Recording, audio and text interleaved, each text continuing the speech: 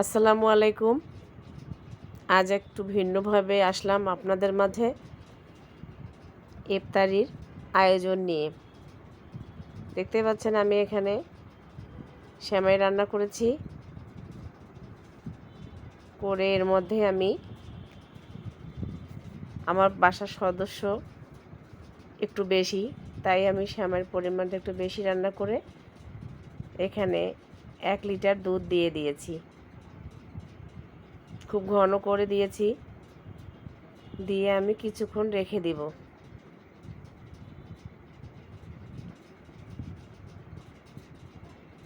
যাতে সেমাইটা একটু জমাট বাঁধে। দেখতে পাচ্ছেন অনেকটা দুধটা ঘন হয়ে এসেছে, সেমাইটা দুধটাকে টেনে নিয়েছে।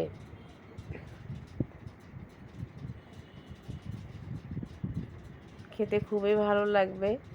আমি কিশমিশের পরিমাণটা একটু বেশি দিয়েছি, কারণ অন্য সময় কিশমিশটা সাধারণত আমাদের খাওয়া হয় না, তাই সেমাইয়ের মধ্যে আমি দিয়েছি। অন্যদিকে আমি উপরে একটু গুঁড়ো দুধ দিয়েছি, কারণ গুঁড়ো দুধটা দিলে খুবই ভালো লাগে খেতে। আজ ইফতারিতে আমি রুটি আর সেমাই করেছি। একই খাবার প্রতিদিন আর ভালো লাগছিল না, তাই ভাবলাম আজকে রুটি সেমাই এগুলো করে ফেললাম। জানি না আপনাদের কেমন লাগবে, কিন্তু আমার কাছে মনে হচ্ছিল প্রতিদিনের মিষ্টি থেকে আজকে একটু ভিন্ন রকম তৈরি করি, তাই আমি রুটি এবং সেমাই করে ফেললাম। অন্যদিকে ঠান্ডা কিছু করেছি আমি, সঙ্গে আরও ছিল তরমুজ নিয়ে এসে এটা ফ্রিজে রেখেছিলাম।